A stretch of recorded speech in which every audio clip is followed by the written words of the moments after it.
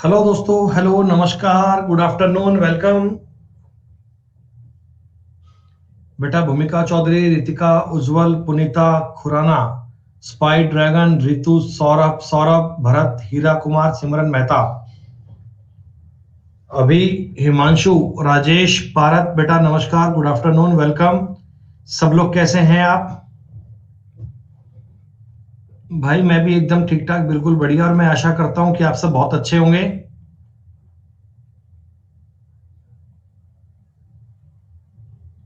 चलिए बेटा, बहुत बढ़िया, सब शानदार।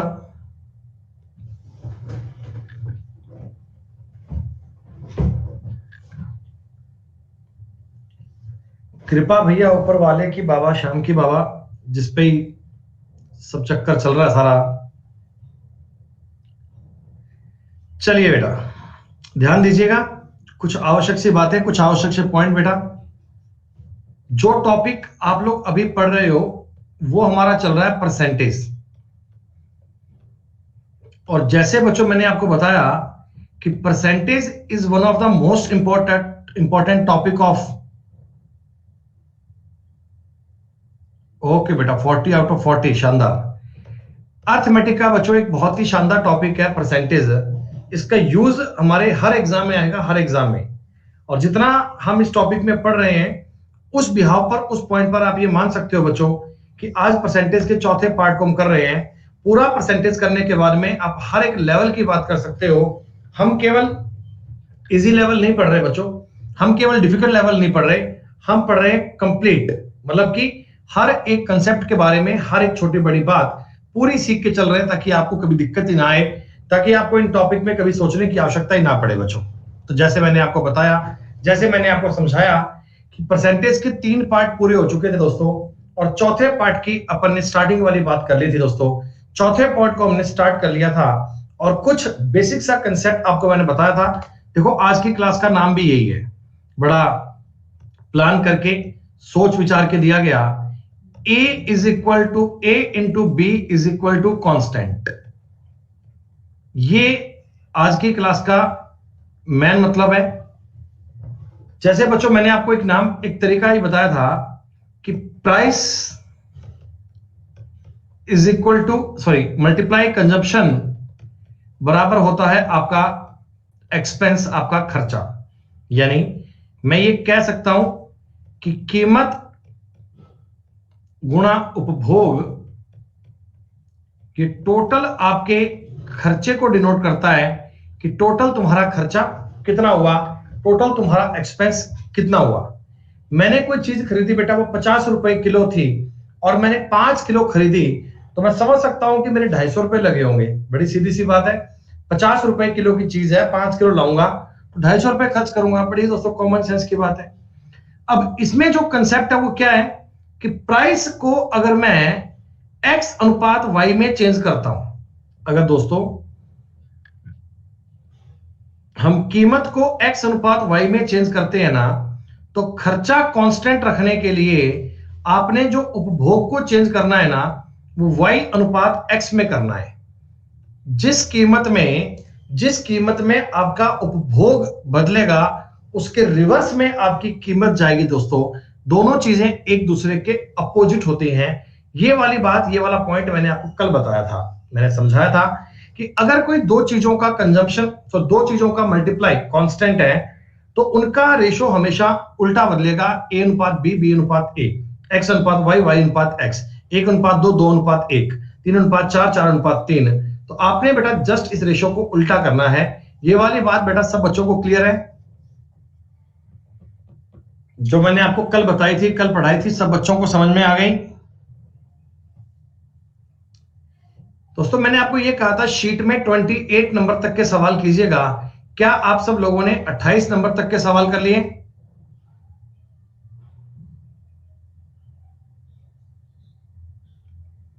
चालीस तक की तो बहुत बढ़िया बात है, लेकिन मैं एक बात कर रहा हूं कि 28 तक क्लियर है ना? 28 तक, 28 में एक बालक कह रहा है सवाल नंबर ए 8, एक कह रहा है 14 कि ये नहीं हुए। क्यों नहीं हुए भाई?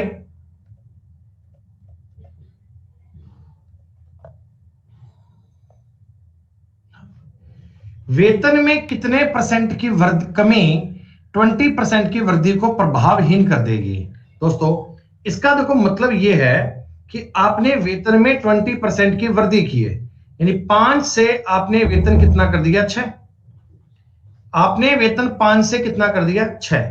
तो अब कह रहे हैं बताओ कितनी कमी कर दूं, कितनी डिक्रीज कर दूं कि वेतन पहले जितना ही आ जाए, वेतन में कितनी कमी कर दूं कि वेतन पहले जितना ही आ जाए।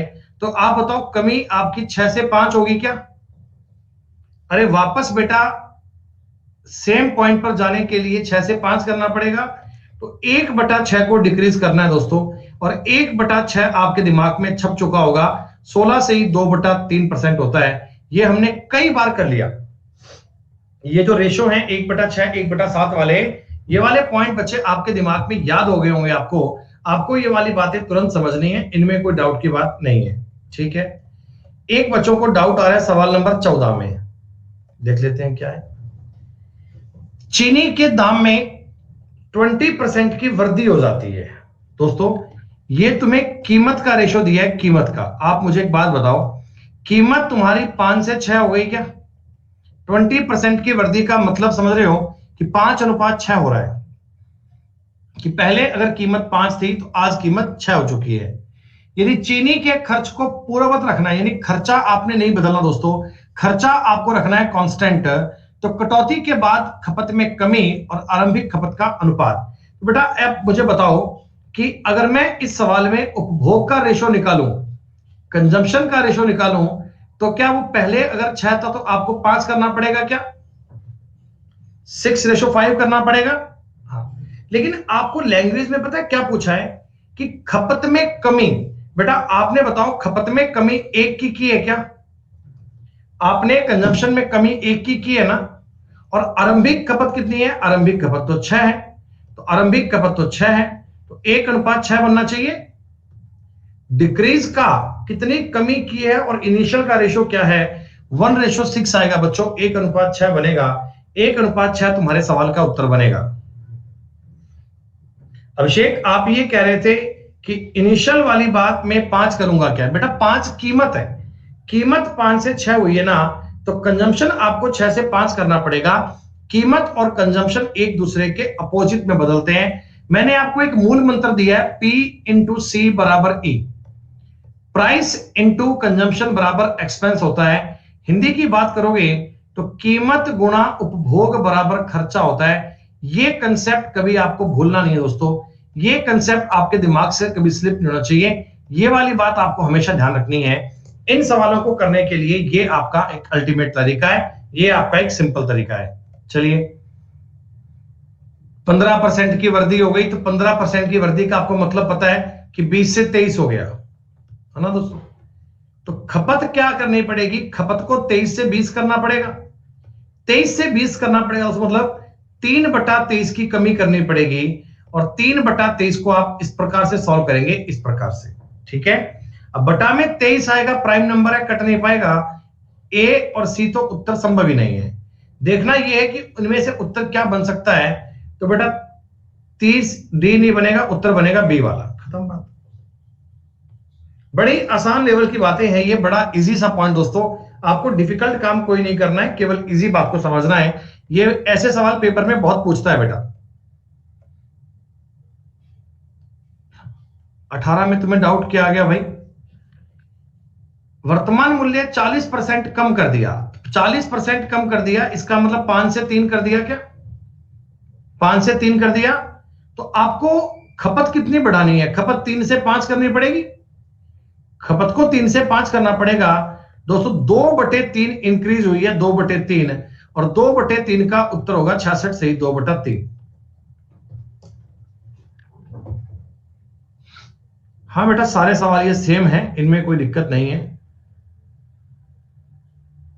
अब बताओ 21 नंबर कह रहे हैं सब डाउट है, इसमें क्या डाउट आ गया यार? 60% रेट बढ़ गया दोस्तों, 5 से 8 हो गया, तो कंजम्पशन आपको 8 से 5 करना पड़ेगा। कितनी कमी हो गई? 3/8 की कमी हो गई, और 3/8 का मतलब होता है 37.5%। जो रेशो तुमको बताए थे, बातें तुमको बताई थी, उनको याद कर लो बेटा। ये बात बहुत इजी है, ये बात बहुत आसान है।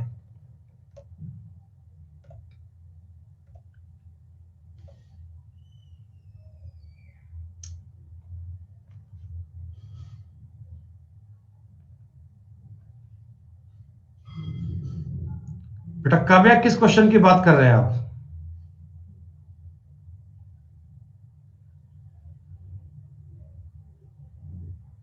अच्छा इंग्लिश में लग दिया है क्या? बेटा वो हिंदी वाला सवाल सही है, थोड़ा इंग्लिश में गलती है, कोई बात नहीं बेटा, हिंदी में सही है, प्रिंटिंग मिस्टेक है, एक लाइन एक्स्ट्रा आ गई, इट्स ओके।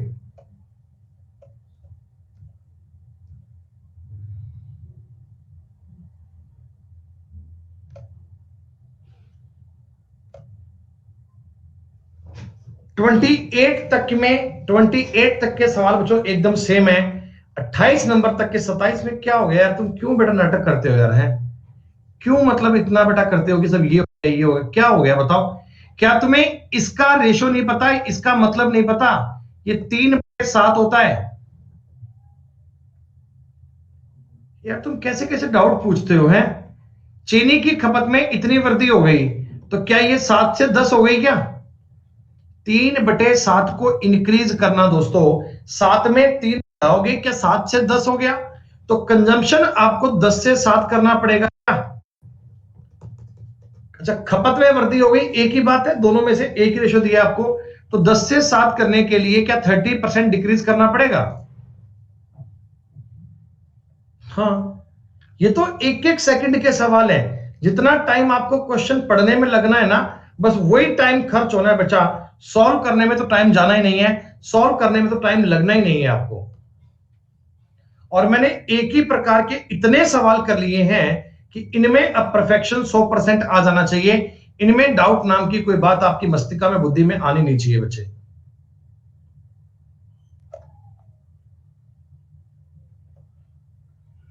चलो भाई देखो 29 से थोड़ी कहानी नई आ गई बच्चों, अब थोड़ा सा गेम नया आ गया।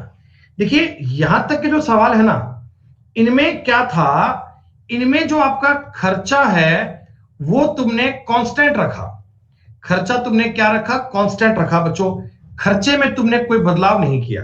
लेकिन अब थोड़ा सा कंसेप्ट अलग आ गया, अब क्या है जरा बात पे गौर कर लीजिएगा, मैं तुम्हें ये सवाल सिखा रहा हूं, बड़ा शांत तरीके से समझना, एक बार समझो कंसेप्ट है क्या। मैं तुम्हें पेट्रोल की कीमत बता रहा हूं बेटा, बिफोर और आफ्टर, ठीक? पहले पेट्रोल की जो कीमत है, पेट्रोल का जो खर्चा है ना, कीमत वो मार्केट में 60 रुपए थी और अब कीमत हो गई 75 रुपए। पहले पेट्रोल था 60 रुपए लीटर दोस्तों, आज हो गया 75 रुपए लीटर, तो ये तो रुपए दिए गए, लेकिन मैं चाहता हूं इसको मैं रेशो में कर लूं, क्या मैं ये 4:5 में कर सकता हूं क्या? कि पेट्रोल की जो कीमत है, पेट्रोल की जो कीमत है ना, वो 4:5 में बढ़ गई, कि पहले अगर रेट 4 रुपए का था तो अब आपका रेट कितना बना दोस्तों, 5। पहले अगर आपका रेट 4 था ना, तो अब आपका रेट कितना बन गया दोस्तों, 5। रेट तुम्हारा इतना बढ़ गया, रेट तुम्हारा 25% बढ़ चुका है, ये आपको क्लिक हो गया कि रेट मेरा 25% बढ़ गया, इतनी महंगाई हो गई भाई साहब, पेट्रोल का दाम 25% इंक्रीज हो गया। आपने कहा ठीक है, अब एक आदमी चाहता है कि मेरा जो एक्सपेंस है ना वो केवल 10% ही बढ़े, वो कहता है भी कीमत तो 25% बढ़ गई, लेकिन खर्चा खर्चा केवल 10% ही बढ़े, उसका जो टोटल एक्सपेंस है, क्या वो आदमी 10 से 11 में एडमिट कर रहा है क्या? भी पहले खर्चा अगर 10 रुपए का था तो अब 11 करवा लो भाई साहब, 11 से ऊपर नहीं करूंगा। अब दोस्तों बात सुनो, अगर तुम्हारा प्राइस, अगर तुम्हारा रेट 25% बढ़ गया, खर्चा तुमने केवल 10% ही किया है, तो इसका मतलब कंजप्शन में कमी करनी पड़ेगी ना। अगर कीमत भी 25% बढ़ जाती, तुम खर्चा भी 25% इंक्रीज कर लेते, तो आपको कंजप्शन में कमी करने की नीड नहीं है, लेकिन आपने खर्चा तो केवल 10% इंक्रीज किया। क्या तुम मेरी बात को समझ पा रहे हो ना? कीमत तो 25% बढ़ गई, खर्चा केवल 10% बढ़ा, तो इसका मतलब आपने कंजम्पशन में कमी कर ली होगी, आपने कंजम्पशन में कमी कर ली होगी। और मेरा सवाल यही बनता है कि कंजम्पशन में आखिर कमी कितनी की है, खपत में आपने कमी कितनी की है? दोस्तों मैंने आपको एक बड़ा ही आसान सा कंसेप्ट बताया था कि प्राइस और कंजम्पशन का अगर मैं आपस में मल्टीप्लाई करता हूं ना, तो ये तुमको एक्सपेंस मिल जाता है, ये तुमको खर्चा मिल जाता है। ऐसा होता है क्या? कीमत और खपत का अगर गुणा कर लिया जाए तो टोटल खर्चा मिल जाता है। अगर दोस्तों मैं यहां से कंजम्पशन ज्ञात करना चाहता हूं, कंजम्पशन, तो कंजम्पशन का जो रेशो है, क्या ये एक्सपेंस बटा प्राइस आता है क्या? कि मुझे अगर कंजम्पशन ज्ञात करना है भी, एक मेरी बात समझो, मैं ये तो कह सकता हूं ना, मैंने 1000 रुपए खर्च किए हैं और 100 रुपए का रेट था, इसका मतलब 10 किलो सामान आया होगा। तो कंजम्पशन ज्ञात करना कोई दिक्कत नहीं है, कोई प्रॉब्लम नहीं है। बच्चों आप मुझे बताओ, पहले मैं चलो दो केस आपको लिख लेता हूं, मान लेता हूं कि बिफोर और आफ्टर लिखना है, लिख दिया, ठीक। पहले बताओ इस आदमी का खर्चा 10 रुपए था क्या? पहले बताओ इसका खर्चा 10 रुपए था, और दोस्तों पहले कीमत 4 रुपए थी। मैंने क्या करा, मैंने एक्सपेंस बटा प्राइस कर दिया, खर्चे के बटा में रेट कर दिया, खर्चे के बटा में कीमत कर दोस्तों, तो क्या ये कंजम्पशन आ गया? हाँ। और इसी प्रकार मैंने इसमें भी खर्चे के बटा में प्राइस कर दिया, क्या यहां भी कंजम्पशन आ गया? आपने कहा हाँ सर, कोई दिक्कत नहीं है, ये काम तो हम कर सकते हैं। अब दोस्तों रेशो को इजी करना आता है, आप इन्हें क्रॉस मल्टीप्लाई कर लीजिए, या दोनों को 20 से गुणा 20 से गुणा कर लीजिए, जैसा कि लगे आपको, क्रॉस मल्टीप्लाई कर लो, जल्दी हो जाएगा। ये दोस्तों आ गया 50 और ये आ गया 44। क्या मेरी बात समझ रहे हैं? लेकिन हमको परसेंटेज ज्ञात करना था दोस्तों। परसेंटेज ज्ञात करने के लिए मैं डायरेक्ट बोल दूं, इसका डबल कर लूं क्या, कि पहले अगर आपने 100 किलो सामान लिया था, तो अब आपने 88 किलो लिया है। ये पेट्रोल है, लीटर मान लो दोस्तों। पहले अगर तुम्हारा 100 था तो अब 88 है, पहले अगर 100 था तो अब 88 है, तो इसका मतलब 12% की कमी हो गई क्या? अरे परसेंटेज का मतलब क्या होता है? 100 रुपए पर काउंट करना, 100 पे काउंट करना, और देखो 100 पे ऑलरेडी आ गया सवाल, कुछ और करने की नीड नहीं है। तरीका बिल्कुल सेम है, तरीका बिल्कुल इजी है दोस्तों। तुमको पेपर में इतना सब नहीं करना, इतना सब आपको एग्जाम में नहीं करना। आप पेपर में जब सवाल करोगे ना, तो केवल दोस्तों इतनी सी जगह में करना, इतनी सी जगह में। कैसे? एक्सपेंस देखो 10% बढ़ा है, तो मतलब 10 से 11 हो गया। कीमत 4 से 5 हो गई, तो बटा में कीमत कर दो, खत्म। अब ये स्टेप कैसे बना मैंने आपको डिटेल में एक्सप्लेन करके बता दिया, लेकिन हर सवाल पे अब ऐसा मत करना, आप केवल इस एक ही लाइन को नोट कीजिएगा। 50 और 44 आ गया दोस्तों, कमी आ गई 12% की। क्या सब बच्चे बताओ 29 नंबर सवाल समझ में आया? ए गुणा B is equal to constant का दोस्तों बड़ा ही जरूरी कंसेप्ट है, बहुत ही आवश्यक बात है ये। चलिए शानदार। एक बार देखो, मैं अब ये सवाल बिल्कुल इजी कर रहा हूं, फिर देखना एक बार। खर्चा केवल 5% बढ़े दोस्तों, खर्चा क्या मैं 20 से 21 कर दूं क्या? 5% इंक्रीज का मतलब 20 से 21 करना है। कीमत 45 रुपए से 50 रुपए हो गई दोस्तों। कीमत मैं बोल दूं क्या, 9 रुपए से 10 रुपए हो गई, बोलो। कीमत बोल दूं क्या, 9 से 10 हो गई दोस्तों। मैंने पता है क्या किया है, मैं आपको बता देता हूं। मैंने एक्सपेंस बटा प्राइस किया है, और मैं जानता हूं कि एक्सपेंस बटा प्राइस जब करता हूं ना, तो मुझे कंजम्पशन मिल जाता है, मुझे खपत मिल जाती है दोस्तों। तिरछा गुणा करूंगा, 200 बटा 189 आ गया क्या? 200 रेशो 189 आ गया। लेकिन आपने कहा गुरुजी हमें 100 पे ज्ञात करना है, हमसे परसेंटेज पूछा गया है, तो क्या मैं इसका आधा कर लूं? अरे आधा करोगे तो 94.5 आएगा ना दोस्तों। पहले तुम्हारा कंजम्पशन अगर 100 का था, पहले अगर आपका कंजम्पशन 100 का था, तो अब दोस्तों 94.5 का है। क्या 5.5 की कमी आ गई भाई? खपत में कितनी कमी दोस्तों? खपत में आपने 5.5 की कमी कर दी है। बड़ी सीधी सी बात है, एक ही लाइन का सवाल दोस्तों, इसके आगे कुछ करने की नीड नहीं है। कंसेप्चुअल भी मैंने आपको करके बता दिया कि ये सवाल कैसे बनता है, लेकिन अब ये बहुत इजी बन गया। आपको केवल एक स्टेप लिखना है, एक स्टेप में काम हो जाएगा बस। बेटा सौरभ एक बार रिपीट देख लेना यार, बेटा सौरभ एक बार रिपीट देख लेना, मैंने बहुत डिटेल में बताया है, बड़े प्यार से बताया। देखो सब कुछ पढ़े लिख लिख के तरीके में एक स्टेप बताया है। अब ऐसी बातों को मत किया करो बार बार यार। सुनो, मैं देखो इस सवाल में तुम्हें बता रहा हूं सिंपल तरीका क्या करना है। कीमत आपने बढ़ाई है 22%, कीमत तुमने बढ़ाई है 22%, तो 100 से 122 कर दी क्या? अरे बोलो बोलो बोलो।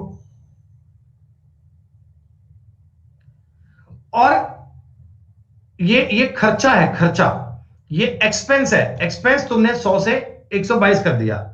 और बेटा कीमत की वृद्धि हुई है, कीमत की वृद्धि, तो कीमत मैं मान लूं क्या 100 से 128 हो गई? कीमत क्या मान लूं क्या 100 से 128 हो गई? अगर मैं इसमें इसका भाग दे दूं सीधा सीधा, तो क्या आपका ये रेशो बन जाएगा? ये रेशो किस बात का बन गया? ये रेशो बन गया कंजम्पशन का दोस्तों। तो 100 से तो 100 कट गया, क्या मैं 128 अनुपात 122 बोल दूं? ये नंबर 2 से कट पाएंगे, 2 से 64, और दोस्तों ये 61 आ गया। कमी कितनी हो गई? कमी हो गई जी 3/64 गुणा 100। कमी हो गई 3/64 गुणा 100 दोस्तों। 3/64 गुणा 100, कुछ कट सकता है तो काट लीजिए, 4 से काट लीजिए तो 25, और ये हो गया 16, कुछ और तो कट नहीं पाएगा दोस्तों। 75/16, 16 पंजा 80, 4.7 के करीब आंसर आएगा, उत्तर सही है।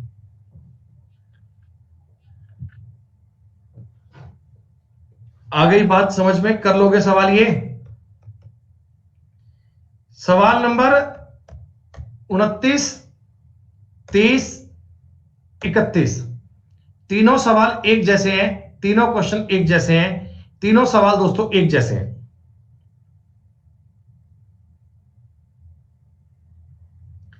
अब देखो यहां से मैं आपको एक इनोवेटिव आइडिया नया बता रहा हूं दोस्तों।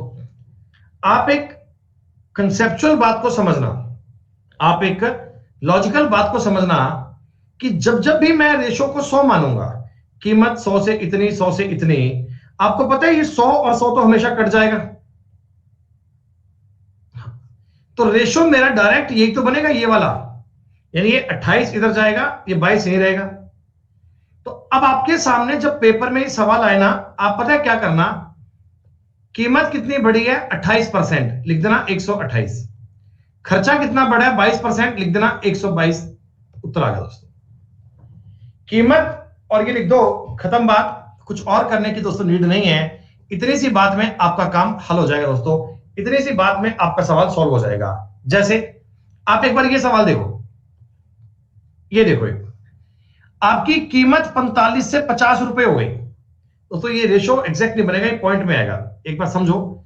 ऐसा सवाल मैं एक और करता हूं, इस प्रकार का सवाल एक और करता हूं।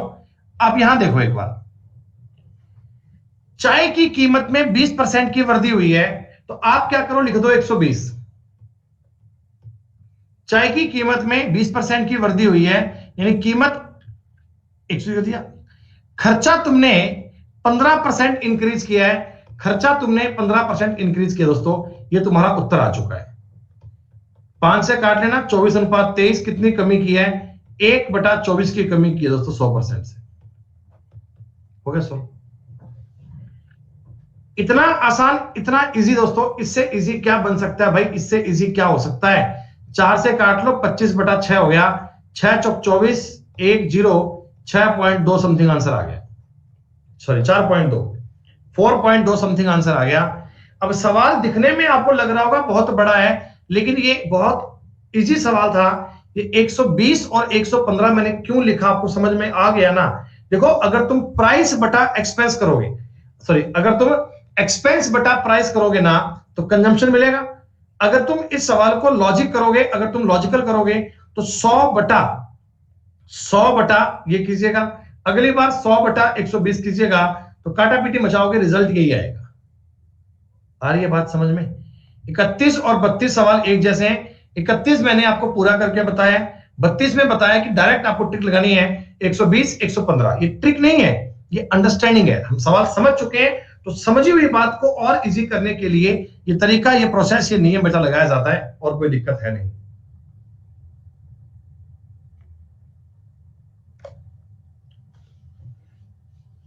मेरी बात समझिएगा, बिल्कुल दोस्तों, आसान टाइप है, बिल्कुल इजी प्रकार है। दाल के मूल्य में 32% की वृद्धि हो गई, खर्चा केवल 10% बढ़ाना है।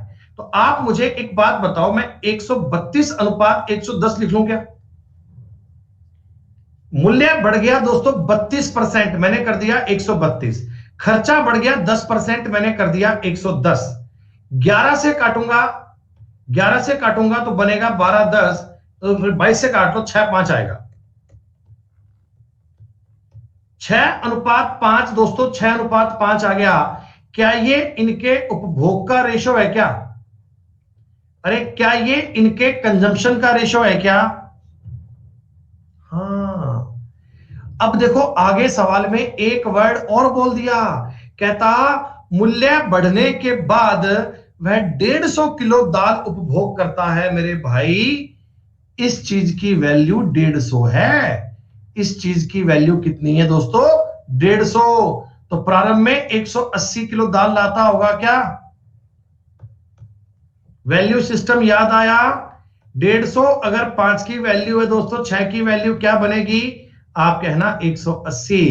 भाई साहब दुनिया घूम लेना, इस सवाल का इससे इजी कंसेप्ट कोई मिल नहीं सकता, इस क्वेश्चन का इससे इजी गेम कोई हो नहीं सकता। 32 और 10 लिख दो, मामला खत्म दोस्तों, बात खत्म, उत्तर आपका तैयार। और ऐसे सवाल पेपर में बहुत पूछता है, ऐसे क्वेश्चन एग्जामिनर के फेवरेट होते हैं बच्चों, इनको वो एग्जाम में बहुत लेके आता है। कोई कल को छोटा मोटा एग्जाम दोगे ना, उनमें ये सवाल सेम छप के आएंगे, और मजा तब आएगा जब 10-15 सेकंड में इसका उत्तर दे के आओगे, तब आपको लगेगा कि अल्टीमेट लेवल की बात हो गई भाई साहब, आज तो मेरा तसल्ली हो जाएगी आपको। मुझे एक बात बता दो, इतना बड़ा सवाल मैं नहीं कर रहा। कीमत हो गई 128 दोस्तों, खर्चा हो गया 112 दोस्तों। क्या मैं कह दूं, क्या मैं कह दूं, क्या ये इनके कंजम्पशन का रेशो आ गया? अरे बोलो बोलो। हाँ। क्या मैं इनको 16 से काट लूं? 16 8 128, 16 7 112। कि भाई साहब पहले अगर कंजम्पशन 8 का था तो आज 7 का हो रहा है। परिवार में पहले चीनी की खपत 18.4 थी। प्यारे दोस्तों, ये 18.48 की वैल्यू है क्या? और आपको अब पूछा कि अब कितनी खपत है, तो आप 8 7 से गुना कर दो। 8 दूनी 16, 8 तिया 24, 140 21 161, 16.1 किलो। ऐसा क्वेश्चन कभी भी आपको मॉक टेस्ट में मिल जाए, कभी दोस्तों पेपर में मिल जाए, आप कॉम्प्लेक्स काम कोई नहीं करेंगे, कोई आपको एक्स वाई नहीं मानना, कुछ डिफिकल्ट काम नहीं करना। 1 सेकंड में सवाल देखा, सॉल्व कर दिया, खत्म बात। आप भी इस प्रकार के सवाल कर पा रहे होंगे ना बेटा? सिर्फ मैं नहीं कर रहा, आप भी इस बात को कर पा रहे होंगे।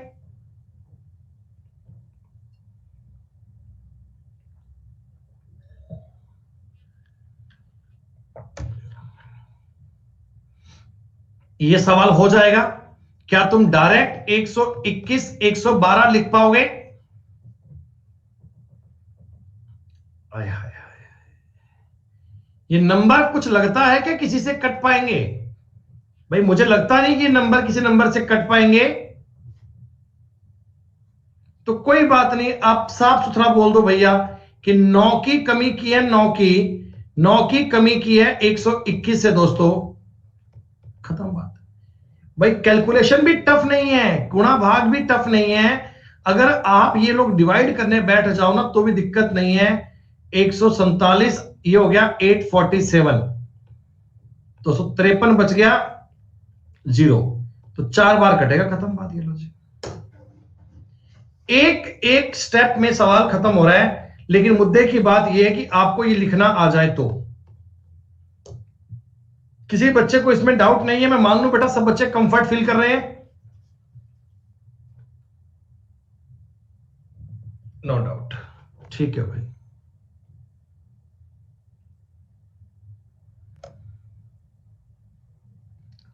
हटाऊं सवाल को, इसको 36 कर लोगे आप?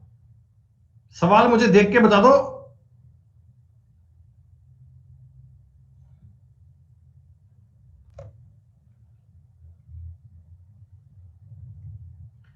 अब दोस्तों देखो, इसमें ये तरीका मतलब इसमें तो आपने सीधा कर लिया, इसको आप करना रेशो वाले से, इसको आप करना रेशो वाले से ना बेटा, क्योंकि ये 8 सही 1/3% है ना, ये दोस्तों 1/12 होता है, आपको पता है ना। अब जरा एक बात और समझ लो, अब की बार आपको एक्सपेंस की बात कर ली दोस्तों।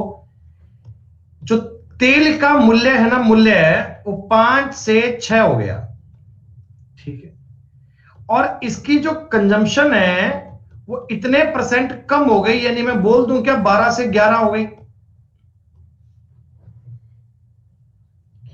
अब मैं आपको यह बताना चाहता हूं कि इस पर खर्चे में क्या हुआ दोस्तों। अगर मेरे को खर्चा चाहिए, अगर मेरे को खर्चा चाहिए तो मैं इन दोनों का आपस में गुणा कर लूं क्या?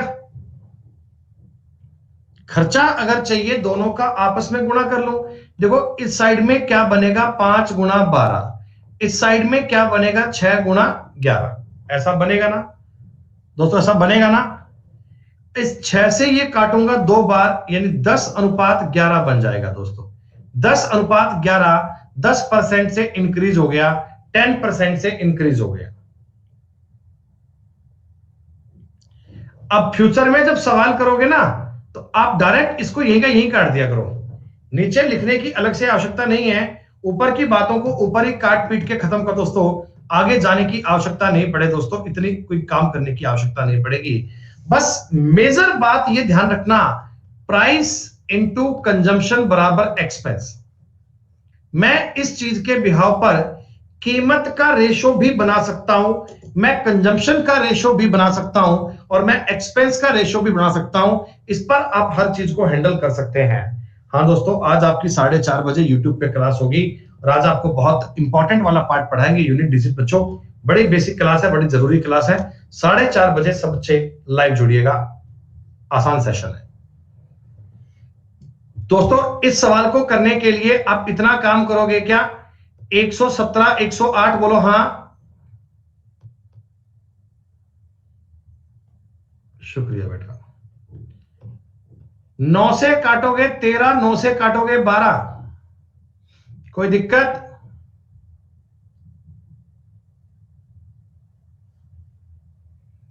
कितनी कमी हो गई? 1/13 की कमी होगी बच्चा। अरे 1/13 की कमी हो गई ना, और ये मैंने आपको फ्रैक्शन में बताया था बच्चों, ये कम काम आता है, लेकिन 7.7 आप लिख लेना, कम काम आता है पर होता है ये। अगर किसी को यूं समझ में नहीं आ रहा हो, किसी मुझे याद नहीं है, तो भी दिक्कत नहीं है, 100 में 13 का भाग कर लो यार, 13 7 91, 9 बच जाएगा बेटा, 0 आ जाएगा, लगभग 7 बार जाएगा, तब भी कर पाओगे ना। एग्जैक्ट तुम्हें याद नहीं आ रहा तो बेटा डिवाइड करके सॉल्व कर लेना, लेकिन साहब मामला इजी बहुत है, इनमें आप परेशान मत होना, ये बहुत आसान लेवल की बातें हैं। मान लो कि सवाल हो गया, चीनी की कीमत में 30% की कमी हो गई बच्चों, कमी हो गई, तो 70 से 110 कर दूं क्या?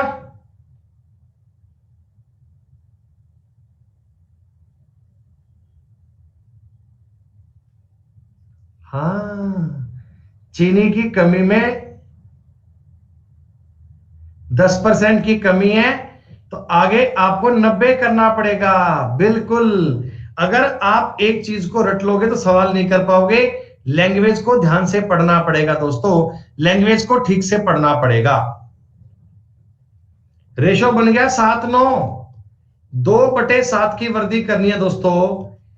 अगर कभी तुम्हारे सामने यह सवाल आ जाए तो मैं क्या मानूं दोस्तों, कितना समय काफी है आपके लिए?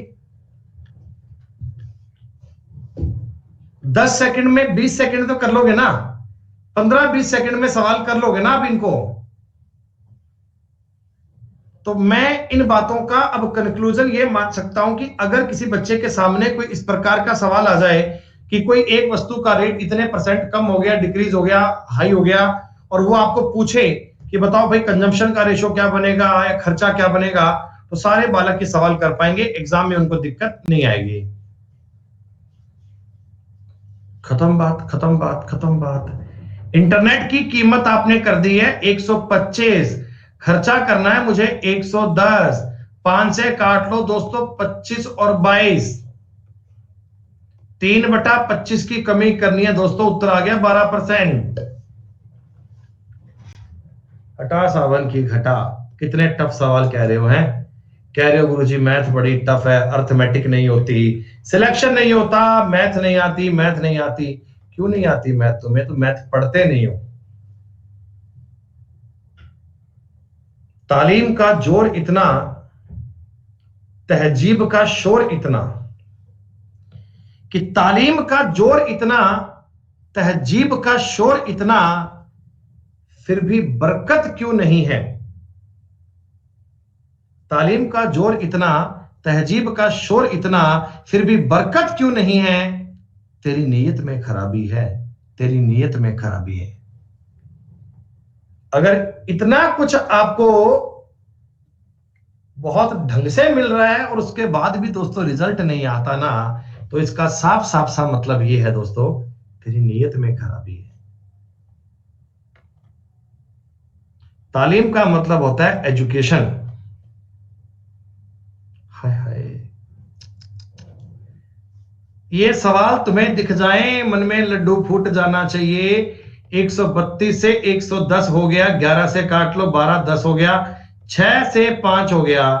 पहले घी की खपत 10 kg थी दोस्तों, आज खपत कितनी है, तो 10, 6 की वैल्यू है, आपको 5 की ज्ञात करना है दोस्तों। यानी 2 से काट लेना तो ये 5 और ये 3, 25/3 का मतलब हो गया 8 सही 1/3। नहीं अंजू गलत कर दिया, 8 सही 1/3 आएगा। मुस्कुराइए, आप गणित की क्लास में हैं। खुश हो जाइए, आप गणित की क्लास में हैं। इसमें आपसे खर्चा पूछा दोस्तों, इसमें आपसे खर्चा पूछा है। खर्चे के लिए गुणा करना पड़ेगा ना। मूल्य हो गया 5 से 6, कंजम्पशन आपने 25% कम कर दिया, कंजम्पशन तुमने 4 से कर दिया 3 दोस्तों। अगर पहले खर्चा 20 का था, आज खर्चा 18 का हो रहा है। 20 से 18 कर रहे हैं मतलब 10% की कमी कर रहे हैं भाई।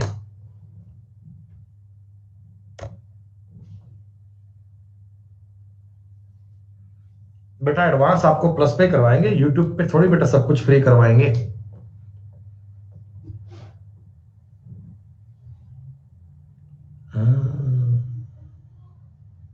दीपक राज कह रहे हैं, देखो बच्चों मैं तुम्हें बताऊं, एक फिलॉसफी लॉजिक की यूट्यूब पे टॉपिक सारे क्यों नहीं पढ़ाते।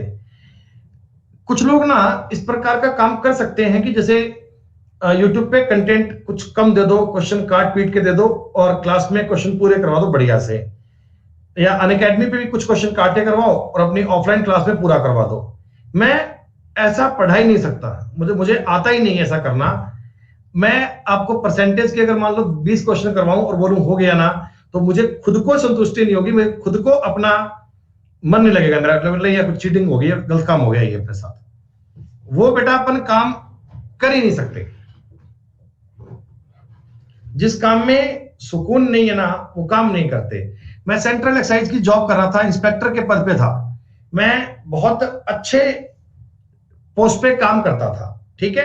तो फिर मैंने सोचा कि मतलब मैं तुम्हें बताऊं रियल ओपिनियन, मेरे को लगा भी इस लाइन में रहकर मैं किस लेवल तक क्या कर सकता हूं, मेरे को कहां तक की लाइफ में दिखी अपॉर्चुनिटी कि मैं अपने जीवन में यहां तक जा सकता हूं। ये अपनी एक लास्ट कैप होगी कि यहां तक जाकर मैं अपना मामला बना सकता हूं। तो फिर मेरे को लगा कि नहीं, इसमें सेटिस्फेक्शन नहीं है, मेरे को इसमें तसल्ली नहीं है, कि मैं नहीं मानता कि मैं इस प्लेटफॉर्म पे या इस जगह पर यहां के रुक जाऊं। मेरे को ये काम नहीं करना दोस्तों, मैंने वो जॉब छोड़ दी, अपन ने क्विट कर दी। तो अब कई लोग मेरे को बोलते कि अरे तू पागल हो गया था, तेरे को पता है सेंट्रल एक्साइज की नौकरी में ऊपर की कितनी कमाई होती है, लोग बोलते हैं। तो मैं कह रहा भाई मेरे को ऊपर की कमाई करनी नहीं है। अगला बोलता है बहुत होती है, भाई मेरे को करनी नहीं है। अगला कोई उसमें करोड़ रुपए बांट रहा है, मेरे को नहीं करनी यार, बताओ। मेरा मन सेटिस्फेक्शन उस बात में है कि मैं अपनी मेहनत से 10 रुपए कमाऊं, मैं खुश हूं, सेटिस्फाइड हूं, मैं राजी हूं। मतलब देखो बेटा समय होता है, मेहनत होती है, मैं आज काम कर रहा हूं, मैं एफर्ट्स कर रहा हूं अपने, चाहे मैं आज 10 रुपए कमाऊं, चाहे 1 करोड़ कमाऊं, चाहे 10 लाख कमाऊं, ये मेरी अपनी मेहनत है, मैं मेहनत से कमा रहा हूं, मैं किसी से चीटिंग नहीं कर रहा हूं। ऐसा नहीं कि मुझे डर लगेगा कि भाई साहब वो पुलिस आ गई यार, मेरे को जान निकल रही है, मेरे लिए आई होगी। हाँ, तो मतलब अपने को काम वो करना चाहिए जहां पे अपना सेटिस्फेक्शन है। अब मैं आपको एक टॉपिक करवा रहा हूं ना, जैसे मैंने आपको परसेंटेज करवाया या मिक्सचर करवाया, तो मैंने आपको करवाया है up to my satisfaction level. मैं ये सोचता हूं कि अगर मैं एक स्टूडेंट हूं, मैं एक छात्र हूं, और मुझे कोई व्यक्ति पढ़ाए तो कैसा पढ़ाए कि समझ में आ जाए। समझ रहे हो? मुझे कोई व्यक्ति पढ़ाए तो कैसा पढ़ाए कि समझ में आ जाए, वैसा ही काम कर रहा हूं दोस्तों। उसी थीम को लेकर चल रहा हूं, इसके अलावा अपने मन में कोई एक्स्ट्रा ओपिनियन नहीं है। यह सवाल रिपीट है, हमने अभी अभी किया था, आप ये कर सकते हैं। 43 नंबर तक मान लिया जाए कहानी क्लियर है। 43 नंबर तक की बात सबको पता है, क्लियर है भाई? चलिए दोस्तों, अब मैं चलता हूं सवाल नंबर 44 पे। अब मैं चलता हूं जी सवाल नंबर 44 पे। देखो दोस्तों, मैंने तुमको ना अभी तक एक बात बताई है, मैंने आपको एक बात बताई है, प्राइस इनटू कंजम्पशन बराबर एक्सपेंस होता है। ये एक बात बोल दी मैंने, आपने इसको याद कर लिया। एक्चुअली ये एक बात नहीं है, ये एक कंसेप्ट है। कैसे? बहुत जगह पे ये चीजें काम करती हैं, बहुत जगह पे ये बातें चलती हैं। जैसे दोस्तों मान लो, मैं मानता हूं कि मान लो आपका एक सिनेमा हॉल है, ठीक? तो सिनेमा हॉल में आपने क्या कर रखा है, एक टिकट कर रखी है 100 रुपए की, ये तुम्हारी टिकट का प्राइस है। और मान लो तुम्हारी 50 टिकट बिक गई, 50 टिकट बिक गई। टिकट की संख्या मैं बोल देता हूं number of ticket, number of tickets. तो ये चीज जो आएगी 5,000 रुपए, दोस्तों क्या ये आपका रेवेन्यू आ गया? क्या टोटल आपका कलेक्शन आ गया ही? तो मतलब मैंने अगर शब्दावली अलग यूज कर ली, मैंने अगर वर्ड्स अलग यूज कर लिए, तो क्या हो गया? बात तो वही है ना, ए गुणा बी बराबर कांस्टेंट चल रहा है। तो मतलब मैं आपको ये कहना चाहता हूं कि इसी चीज को, इसी बातों को, इन्हीं शब्दों को वो कुछ अलग अंदाज में भी इस्तेमाल कर सकता है, वो कुछ अलग टाइप में भी यूज कर सकता है। आपको इन बातों के बारे में इंफॉर्मेशन देखनी है। जैसे दोस्तों, तुम एक बात समझो, ये सवाल बड़ा सिंपल है, मैं आपको ये सवाल बताऊंगा कई टाइप से जो आपको समझना है। A group of 72 soldiers was served by food for 54 days. For how many days the food is sufficient for 90 soldiers if 10% decrement in per person consumption? दोस्तों, आप मुझे एक बात बताओ भाई, मान लो तुम्हारे पास, मैं मानता हूं सैनिक है कुछ, ठीक है, मैं मानता हूं ये सैनिक है, 50 सैनिक हैं, 50 सैनिक। अरे मेरी बात समझ रहे हो? 50 सैनिक हैं। एक व्यक्ति एक दिन में खपत मान लो 1 किलो चावल खाता है, इनके पास चावल मान लो, कोई दिक्कत नहीं। एक दिन में आपके पास 1 किलो चावल की खपत होती है दोस्तों, और 50 दिन तक ये चावल खा पाते हैं, 50 डेज तक ये चावल खा पाते हैं। तो आप मुझे बताओ, आपके पास टोटल 2500 किलो चावल होंगे क्या?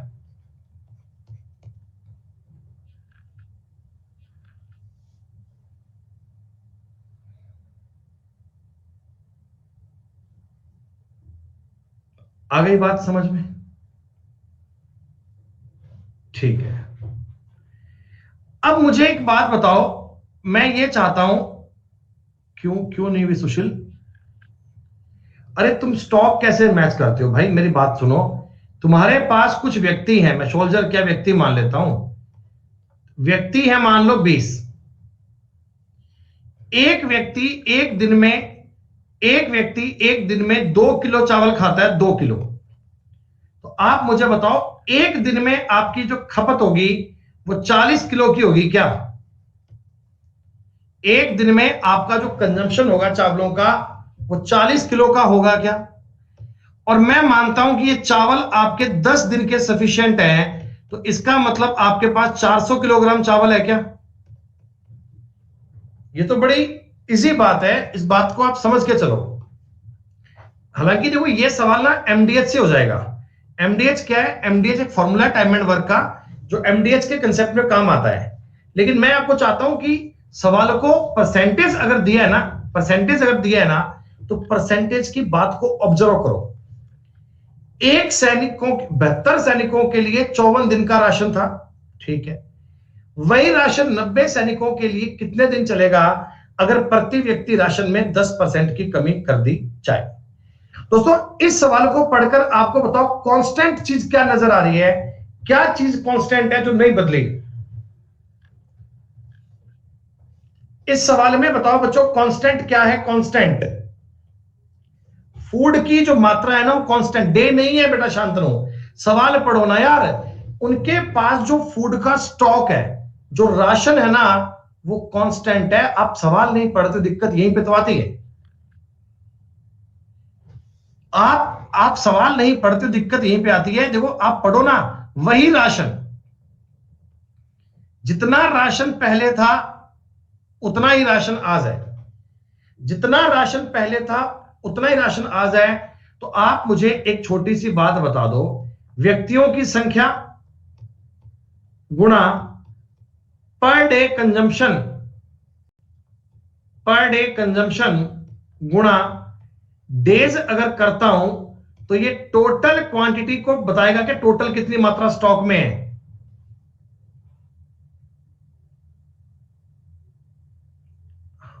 ये बात आपको पता है।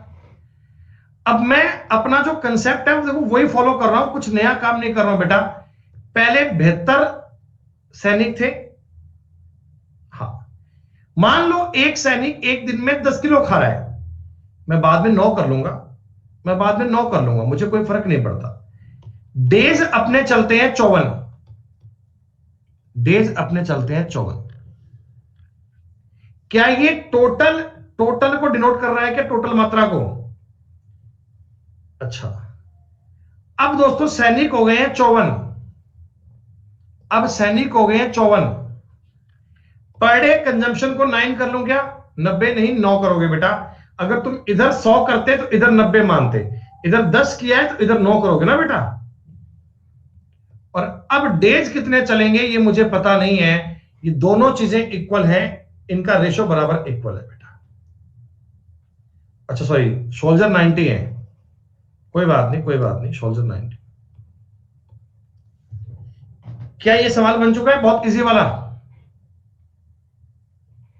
1 0 से 1 0 काट लो, 9 छिका 54, 9 8 72, उत्तर आ गया 48।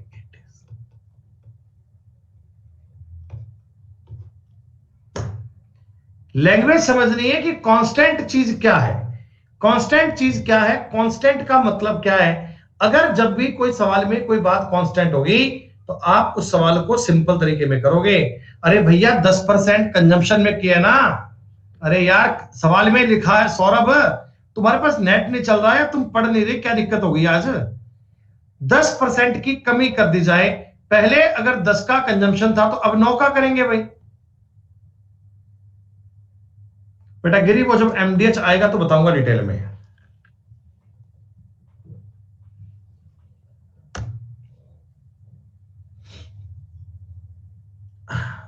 अच्छा भाई ठीक है ठीक है ठीक है। वाटर पार्क की कीमत है भाई साहब, टिकटों की कीमत है, टिकटों की कीमत। टिकट जो है वो 11:12 में बढ़ गई। पहले टिकट अगर 11 रुपए की थी, अब तुमने टिकट क्या कर दी 12 रुपए की दोस्तों। तो इससे क्या हुआ, जो विजिटर आते हैं ना विजिटर, वो 8:7 में आ रहे हैं। दोस्तों ये वैसा ही है क्या कि कीमत इतनी है, उपभोग इतना है, खर्चा कितना होगा? तो अगर मैं तुमको ये पूछूं कि टोटल तुम्हारा रेवेन्यू कितना आएगा, टोटल तुम्हारा रेवेन्यू कितना आएगा, तो पहले अगर 88 आया करता था तो अब 84 का आएगा क्या? पहले अगर रेवेन्यू 88 का आता था तो अब 84 का आएगा क्या? अरे भाई खत्म बात। 176 दिया हुआ है, इसकी वैल्यू दी हुई है, तो इसकी वैल्यू डबल करनी है जस्ट दोस्तों, 168 आगे 000। बिल्कुल भैया, इस सवाल को आप रेशो भी कह सकते हैं, कोई दिक्कत नहीं है। It's value system. ये वैल्यू सिस्टम की बात है, वैल्यू सिस्टम का कंसेप्ट है। अब आपको लग रहा होगा चीजें बड़ी आसान हैं।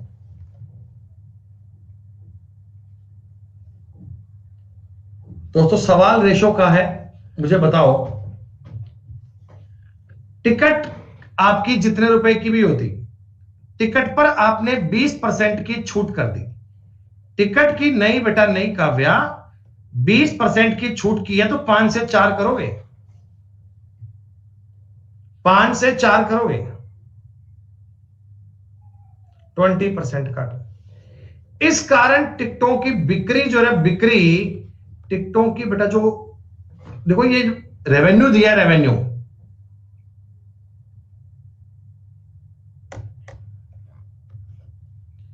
जो रेवेन्यू दिया, रेवेन्यू 28% बढ़ गया, यानी 25 से 32 हो गया क्या?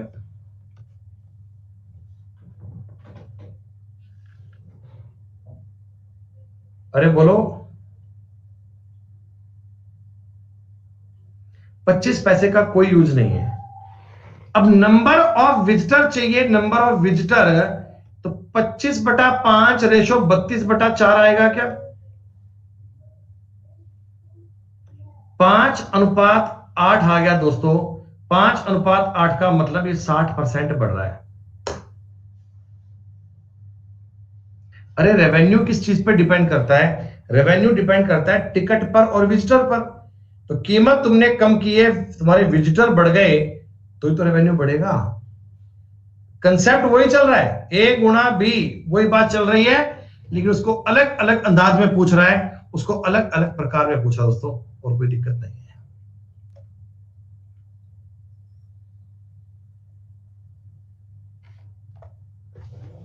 अरे यार तुम लोगों का भी कोई हिसाब किताब डगमगाया पड़ा है। तुम्हारे वाटर पार्क में रोज का रेवेन्यू कितना आता है, ये किस बात पर डिपेंड करता है? ये डिपेंड करता है टिकट के प्राइस पर गुणा कितने विजिटर आए, इस बात पे डिपेंड करता है क्या? जो रेवेन्यू है, रेवेन्यू क्या इस बात पे डिपेंड करता है कि टिकट कितने रुपए की और विजिटर कितने आए? अच्छा, यहां से अगर मैं विजिटर की संख्या ज्ञात करना चाहता हूं, विजिटर की, तो क्या ये रेवेन्यू बटा प्राइस आएगा क्या?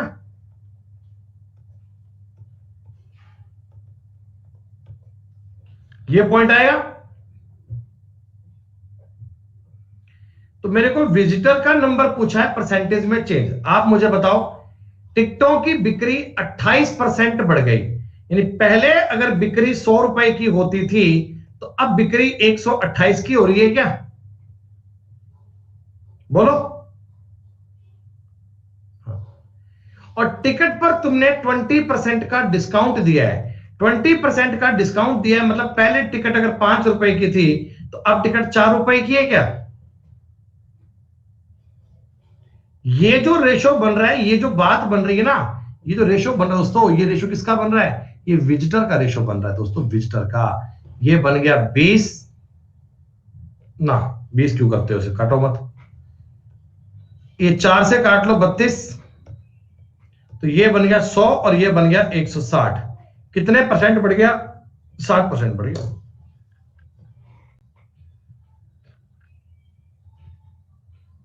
एक जैसे सवाल दोस्तों, एक जैसी बातें हैं, थोड़ा बहुत कॉमन सेंस लगाओ, थोड़ा इन सवालों को पढ़ने की ट्राई करो।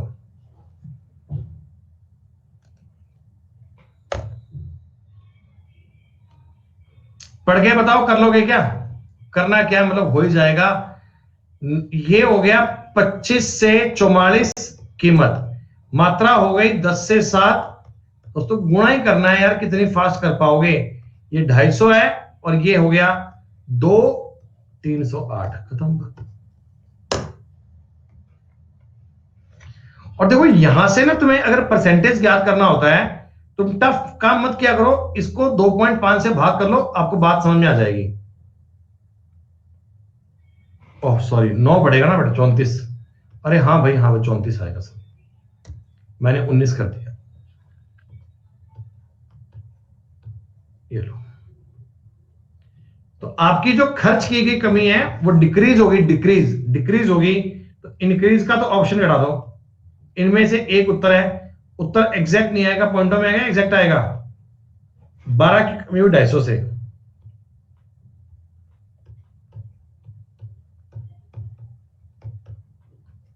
25 दूनी, सॉरी 50 दूनी 100, 50 पर 250, 4.8%।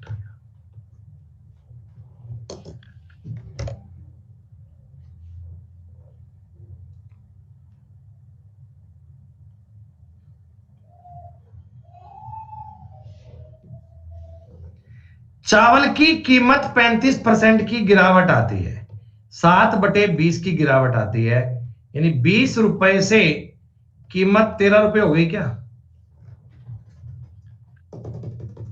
कितने बच्चों को यह बात समझ में आई 20/13 वाली? अब दोस्तों ये कह रहा है उतने ही रुपए, रुपए उतने ही हैं भैया, रुपए उतने ही हैं। तो आप जरा मुझे बता दो, कंजम्पशन का जो रेशो बनेगा वो 13:20 बनेगा क्या? बोलो हाँ, अरे बोलो बोलो। पहले तुम 104 किलो चावल खरीदते थे दोस्तों, पहले तुम 104 किलो चावल खरीदते थे। ये 104 दोस्तों 13 की वैल्यू है। ये कह रहा अब कितने एक्स्ट्रा चावल ले आओगे? पहले अगर 13 लाते थे, अब 20 लाते हो, तो 7 किलोग्राम एक्स्ट्रा आते हैं क्या? 56 किलोग्राम तुम्हारे सवाल का उत्तर आएगा। और ये ऐसे सवाल तुम्हारा स्कोर बूस्ट करेंगे दोस्तों। तुम्हें लगेगा कि अब हम पेपर में सवाल करके आ सकते हैं।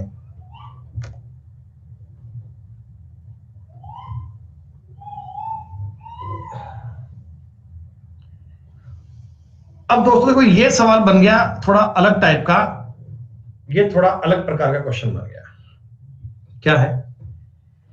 A reduction in the price of mango enable a person to purchase 4 mango for rupees 5.6 instead of 3 mangoes for 6.4. Why? What is the percentage reduction in the price of mangoes? मेरी बात समझो। 3 रुपए के बदले 5.6 आम, 6.4 के बदले 4 रुपए। ये सवाल वैसा बन गया जैसे एक महान नेता के बयान आते ना इस प्रकार के, मैं नाम तो उनका क्या लूं, आप समझ गए होंगे। वो इस प्रकार के बयान सकते हैं कि 3 रुपए के 5 बदले 5.6 के बदले 4.26, 3 के बदले 5। कोई समझ पाता है तो पता नहीं चलता क्या कह रहे हैं। लड्डू, ओ लड्डू,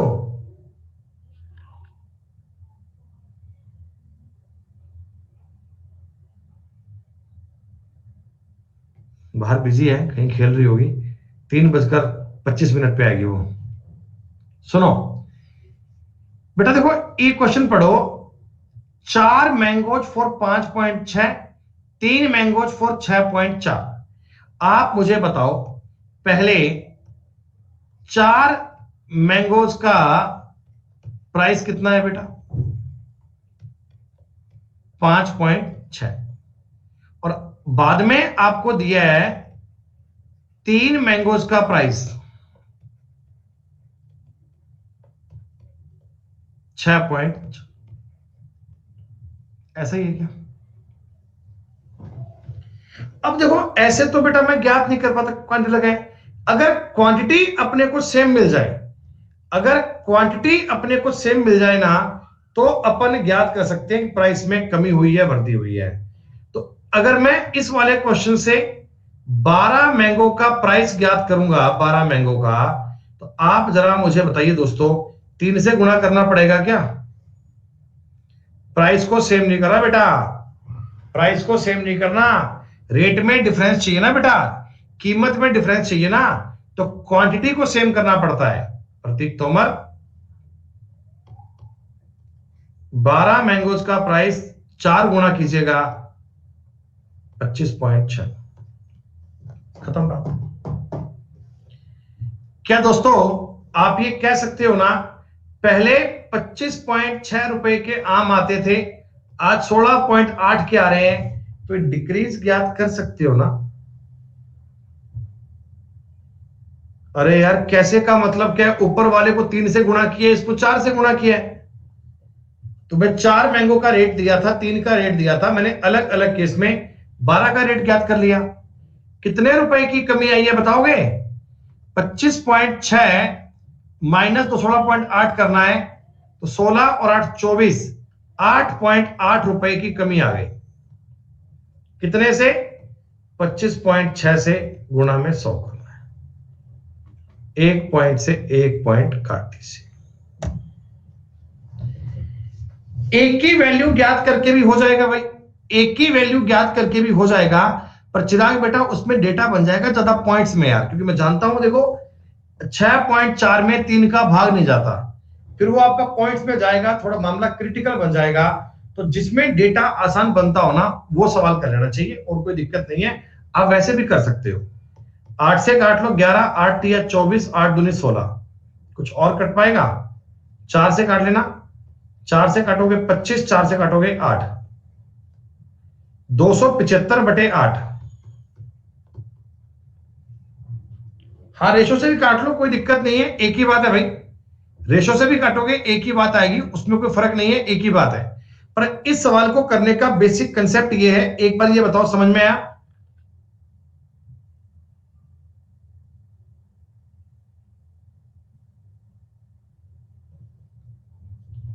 ये मतलब इन क्वेश्चंस की बेसिक अप्रोच है। अब उसके बाद तुम 100 तरीके लगा लो, रेशो को इक्वल कर लो, क्या कर लो, लेकिन बेस जो है बेस वो आपका स्ट्रॉन्ग बनना चाहिए कि इन प्रकार के सवालों में हम क्वांटिटी को सेम करेंगे और देन अपनी बातों को सॉर्ट आउट करेंगे। कोई दिक्कत नहीं दोस्तों, 50 सवाल अपने होने वाले हैं, अर्थ तक के काफी करीब चल रहे हैं। ये सवाल आपको मिला होगा हर एक बुक में, हर एक मॉक टेस्ट में, ये सवाल बड़ा वायरल है, सिनेमा घर का सवाल है ये।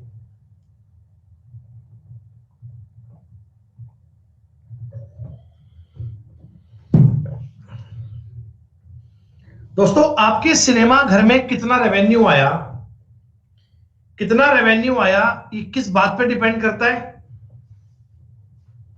सिनेमा घर में कितना रेवेन्यू आया ये किस बात पे डिपेंड करता है?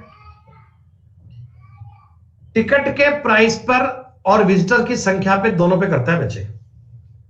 टिकट का रेट कितना है और विजिटर कितने आए, ये दोनों चीजें देखकर तो रेवेन्यू करोगे। विजिटर बहुत ज्यादा आ रहे हैं, पैसा कोई नहीं दे रहा, तो किस काम के? स्क्वायर सिनेमा हॉल के टिकट के मूल्य में 1% की कमी कर दी दोस्तों, टिकट के रेट में 1% की कमी कर दी, यानी पहले टिकट 100 रुपए की थी, तो आज टिकट तुमने 99 की कर दी क्या? अरे बोलो बोलो बोलो बोलो, ये क्या है? टिकट की कीमत है भाई, ये टिकट की कीमत है, दिस इज द प्राइस। और मैं कहता हूं आपका रेवेन्यू इतना बढ़ गया, ये चीज कुछ जानी पहचानी लग रही है, ये चीज कुछ ऐसी लग रही है। हाय हाय हाय दोस्तों, तो मैं ये मान लूं क्या कि आपका जो रेवेन्यू है भाई वो 6 की बजाय 11 हो गया? ये कंसेप्ट आपको वैसा लग रहा है क्या, प्राइस वाला, कंजम्पशन वाला, वैसी सी बात लग रही है ना ये? हाँ, तो प्यारे दोस्तों, प्यारे मित्रों, अगर मैं आपको ये कहता हूं कि बताओ number of ticket, number of seats, number of seat का रेशो चाहिए, तो क्या मैं रेवेन्यू में टिकट की कीमत का भाग कर लूं क्या? दोस्तों मैं रेवेन्यू में टिकट की कीमत का भाग कर लूं क्या? बोलो हाँ।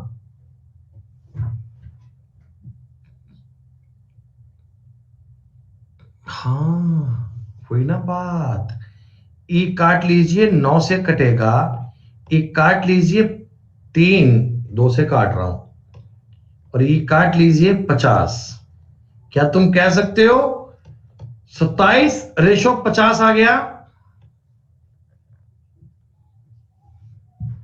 कि पहले तुम्हारे सिनेमा हॉल में अगर 27 सीटें थी, तो आज तुम्हारे सिनेमा हॉल में 50 सीटें हैं दोस्तों, और कह रहे हैं वर्तमान सीटें 350 हैं। तो मालिक ये 350 की वैल्यू है क्या? और कितनी सीटें बढ़ाई गई, कितनी सीटें बढ़ाई गई दोस्तों? 23 सीटें बढ़ाई गई हैं। 7 से काटोगे 140, 21, 161 आंसर आएगा मुझे। सोनिया कैलकुलेशन में गलती मत करो बेटा। ये सवाल तुम्हें कुछ अलग लग रहा होगा दोस्तों, लेकिन ले देकर बात वही चल रही है भाई। सवाल सारे एक जैसे चल रहे हैं। ये जो मैंने आपको शीट दी है ना 60 सवालों वाली, इन शीट का कंसेप्ट एक है, इनका लॉजिक एक है दोस्तों, इनका मित्रों, इनका कंसेप्ट एक जैसा है। रेशो की शीट में ये सवाल नहीं था सकेत, कैसी बात कर रहे हो? सेम सवाल रेशो की शीट में बेटा हो ही नहीं सकता, गारंटी है 101%।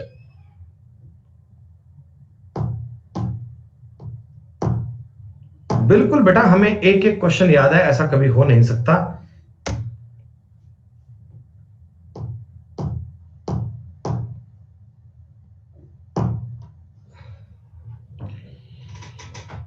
ये सवाल पढ़िएगा, पेट्रोल की कीमत में x% की वृद्धि हो गई, यानी पहले जो भी रेट था उससे x% इंक्रीज हो गया, ठीक है। खपत में x% की कमी आ गई, ठीक है। कुल खर्च में इतने % की कमी आई है। अगर दोनों x/3% बढ़ जाएं तो कंजम्पशन में कितने % का चेंज होगा?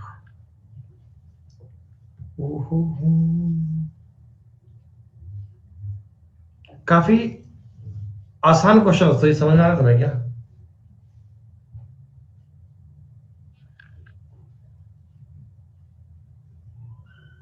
नहीं आ रहा? कोई बात नहीं, 10 मिनट के लिए इस सवाल को अपन रुकेंगे। मैं चाहता हूं ये सवाल तुम्हें मैं 10 मिनट बाद करवाऊं, ठीक है। 51 नंबर सवाल 10 मिनट के लिए होल्ड पर है। आज ही करवाऊंगा, ये चिंता मत करो, लेकिन 10 मिनट के बाद। पहले बताओ 52 नंबर सवाल कर पा रहे हो क्या? कार्य समय 18% बढ़ गया, वेतन इतने % बढ़ गया, दैनिक आय। भैया आय इस बात पे डिपेंड करती है ना, आपकी जो आय इस बात पे डिपेंड करती है ना, प्रति घंटे वेतन कितना है और कितने घंटे आपने काम किया, इसी बात पे डिपेंड करती है ना। कितने घंटे तुमने काम किया पर तुम्हारी सैलरी कितनी है। तो दोस्तों आपका कार्य समय बढ़ गया इतने %, यानी 50 से 59 हो गया।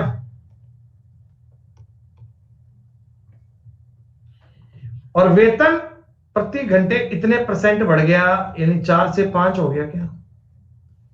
अरे बोलो।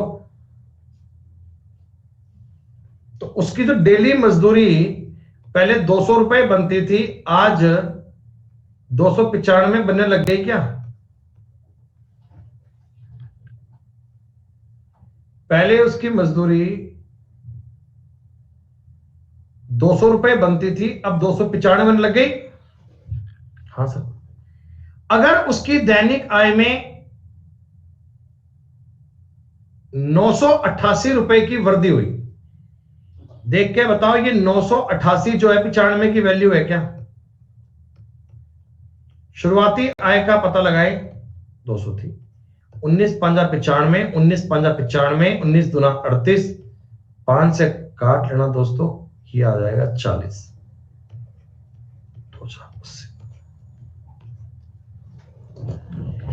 अरे जो मैं इस कंसेप्ट के सवाल कर रहा हूं एक जैसे, ये आपको सबको समझ में आ रहे हैं सबको? भैया सबको ये क्वेश्चन पल्ले पड़ रहे हैं ना?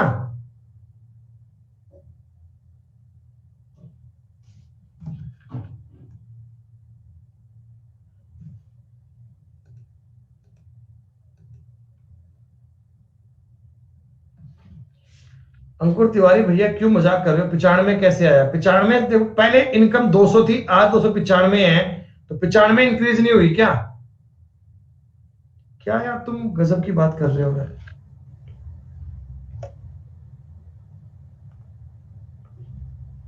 सवाल को पढ़ के बताओ हो जाएगा क्या?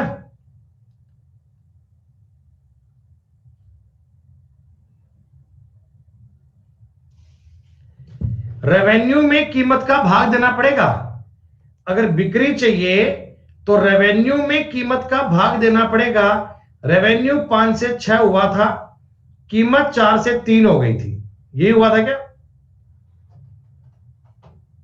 अरे रेवेन्यू में 20% की वृद्धि, रेवेन्यू 5 से 6, कीमत कितनी हुई, कीमत 4 से 3 हो गई दोस्तों, 5:8 बन गया, 60% आएगा।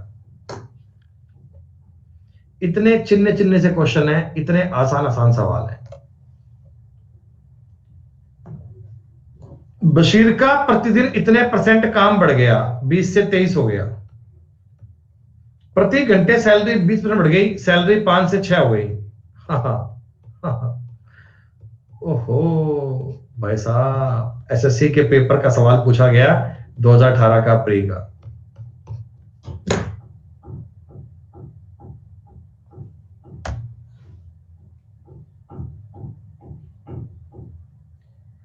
अब आया जी बढ़िया सवाल, 55 नंबर सवाल को पढ़िएगा, एसएससी के पेपर का पूछा गया सवाल। जॉन को नियमित काम के प्रति घंटे 57 रुपए और ओवर टाइम काम के प्रति घंटे 114 रुपए मिलते हैं, यानी डबल सैलरी मिलती है भाई साहब ओवर टाइम करने की, ठीक है। कुल मिलाकर उसने 172 घंटे काम किया, ओवर टाइम घंटों से उसकी आय नियमित घंटों से आय का 15% है, फिर उसने कितने घंटे ओवर टाइम किया था?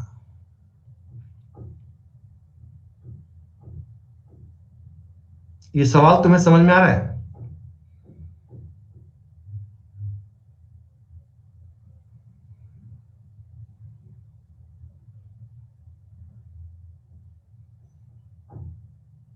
क्यों नहीं आ रहा? एक कॉमन सेंस तो लगा लो यार। देखो भैया, आपका नाम है जॉन, तुम्हारा नाम क्या है? जॉन। जॉन भाई साहब, तुम एक कंपनी में काम करते हो, ठीक है। आपकी सैलरी है 57 रुपए पर आवर,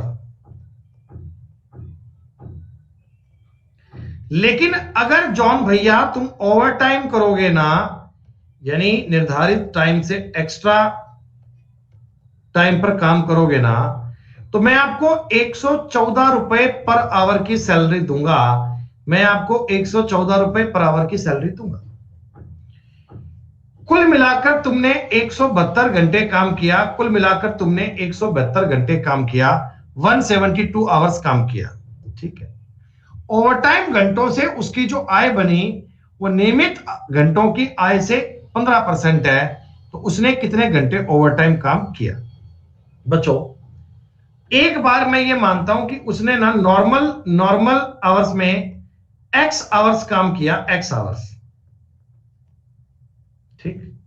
तो आप मुझे बताओ, अब उसने ओवरटाइम वाले में 172 माइनस एक्स घंटे काम किया होगा क्या? अच्छा,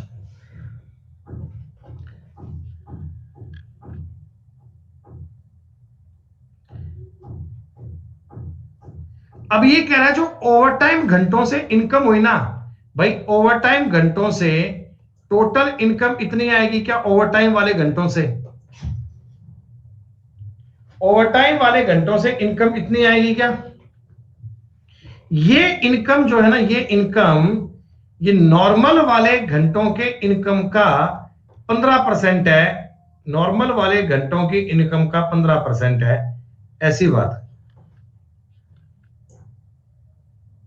ओवरटाइम से जो इनकम आई थी वो नॉर्मल वाले घंटों से 15% है। यहां तक की बात सबको समझ में आई? सवाल में साफ साफ लिखकर दिया गया, ओवरटाइम के घंटों की इनकम नॉर्मल टाइम के घंटों की इनकम का 15% है। आपने कहा जी हां ठीक है, 57 दूनी 114, कुछ और कट पाएगा? मुझे लगता नहीं कुछ और कट पाएगा, 20 से गुणा कर लेता हूं, 40 गुणा 172 माइनस एक्स बराबर हो गया दोस्तों 3x। और यहां पर दोस्तों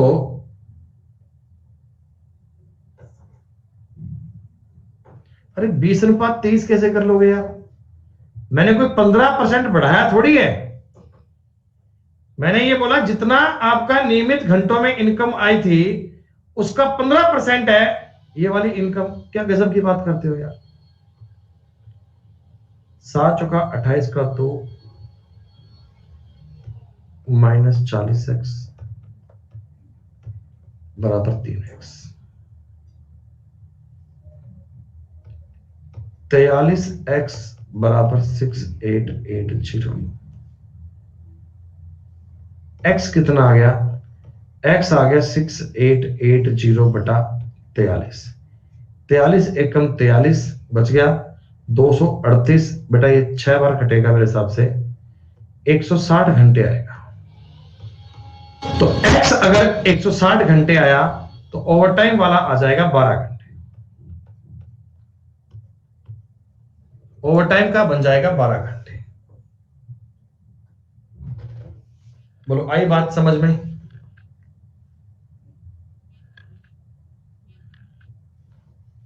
लेकिन आपको लगता नहीं सवाल बहुत टफ हो गया?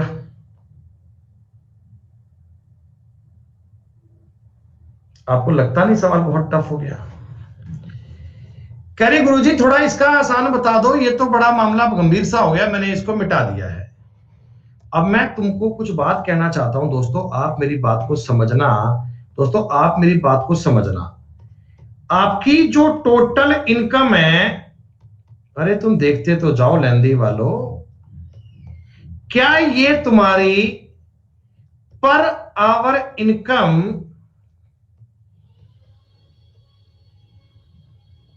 Into how many hours you have do your work, इस पर डिपेंड करती है क्या?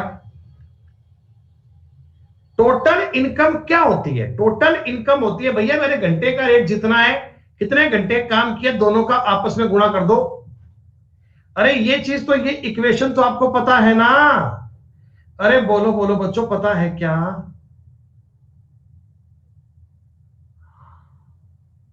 ये बात तो पता है सर, ये बात तो पता है। तो अगर मैं तुमको आवर्स का रेशो पूछूं, काम करने के घंटों का रेशो पूछूं, तो नहीं, यहां से तुम इतना ही काम कर लो एक बार, कोई दिक्कत नहीं है। टोटल इनकम होती है। आप मुझे बता दो, आप मुझे एक छोटी सी बात बताना, अगर मैं आपको इस सवाल में ये पूछूं आवर्स का रेशो क्या है, तो आप ये कह सकते हो क्या टोटल इनकम बटा पर आवर इनकम? कोई दिक्कत?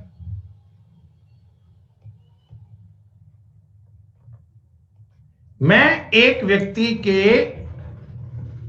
आवर्स चेक करना चाहता हूं, उसने कितने घंटे काम करा है, तो मैं ऐसे कह सकता हूं क्या कि सर टोटल इनकम में पर आवर इनकम से डिवाइड कर लीजिए, उत्तर मिल जाएगा। बोलो हां। अच्छा दोस्तों, यहां पर मैं मानता हूं उसके नॉर्मल आवर्स, और यहां उसके मानता हूं ओवर टाइम वाले।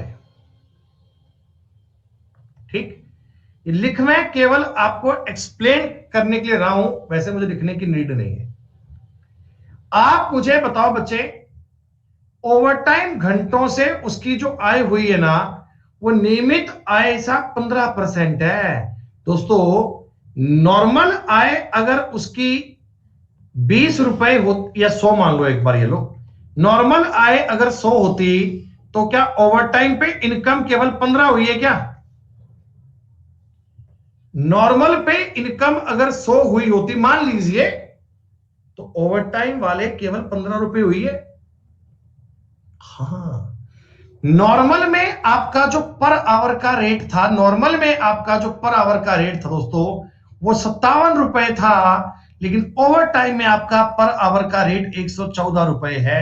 क्या तुम्हें यह भी समझ में आ गया? आप कहोगे हाँ सर ये बात भी हमारी समझ में आ चुकी है। तो प्यारे मित्रों, आपके सवाल का उत्तर भी आ चुका है। 57 दूनी 114, 5 से काटोगे 3 दोस्तों, 5 से काटोगे 20। क्या तुम्हारा ये नॉर्मल का और ओवरटाइम का रेशो 40:3 आ गया क्या? ये तुम्हारे आवर्स का रेशो आ चुका है दोस्तों, आवर्स का रेशो आ चुका है 40:3 तुम्हारे आवर का रेशो आ चुका है। मैं जानता हूं टोटल तुमने 172 घंटे काम किया है मालिक। 172 जो है ना, ये 43 की वैल्यू है, और आपको 3 की वैल्यू चाहिए दोस्तों, आपको ओवर टाइम की वैल्यू चाहिए। 4 से काट लीजिए, उत्तर आ गया 12 घंटे। पहले मैंने आपको एक्स के कंसेप्ट पे सवाल बताया था और अब मैंने आपको दूसरे वाले तरीके से बताया। क्या बताइए, सेकंड वाला तरीका बड़ा अमेजिंग लगा आपको, बड़ा आसान लगा दोस्तों आपको?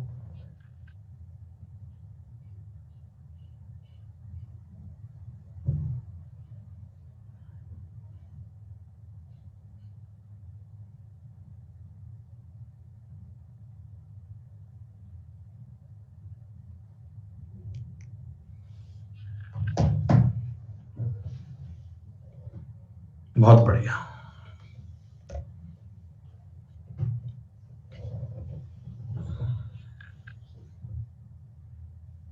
क्वेश्चन पढ़िएगा।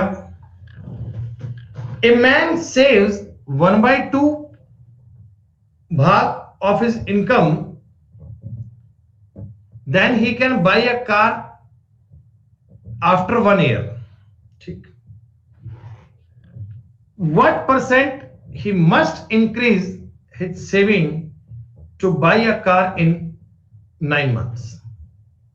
दोस्तों, पहले एक आदमी कितनी भी सेविंग करता है, नॉर्मली सेविंग करता है, ठीक है, और एक साल में एक कार खरीद लेता है। एक साल में एक कार खरीद लेता है।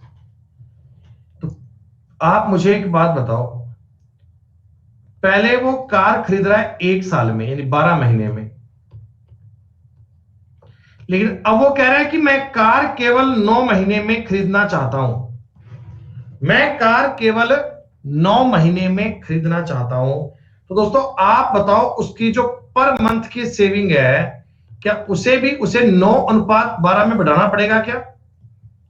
देखो, अगर वो पर मंथ 9 रुपए की सेविंग करता, आप मुझे एक बात बताओ, पर मंथ अगर वो 9 रुपए की सेविंग करता, पर मंथ अगर वो 9 रुपए की सेविंग करता ना, तो 12 महीने में 108 रुपए की कार ले आता।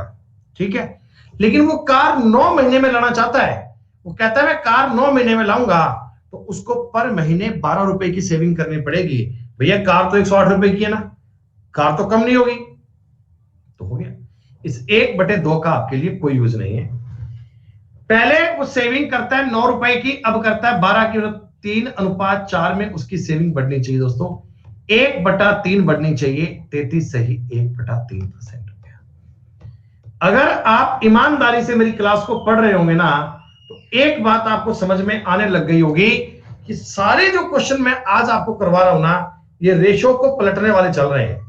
ये रेशो को पलटने वाला कंसेप्ट चल रहा है, ये रेशो को बदलने वाली बात चल रही है दोस्तों। तो इधर तो आपको पता है कि मैं आज ये कंसेप्ट पढ़ रहा हूं, आपने कर लिया, लेकिन पेपर में भी इसे आप कर पाओ, इसके लिए जरूरी है कि आप इन क्वेश्चंस को पढ़ना सीखो। अर्थमेटिक उस बच्चे की बहुत अच्छी बन सकती है जो लैंग्वेज को पढ़ने पे काम करता है, जो भाषा को पढ़ने पे गौर करता है ना, वो तो इनको बढ़िया से कर सकता है। और जो बालक कामचोर है, लैंग्वेज नहीं पढ़ता, वो ढक्कन इनको जीवन में कभी कर ही नहीं सकता।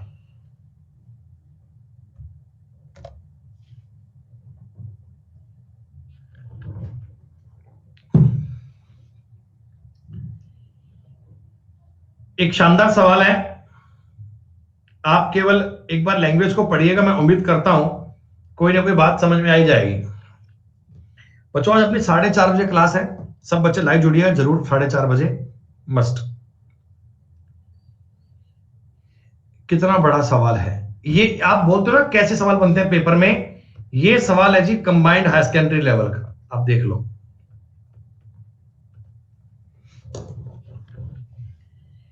अंकित को अपने वेतन में 29% की बढ़ोतरी होनी थी,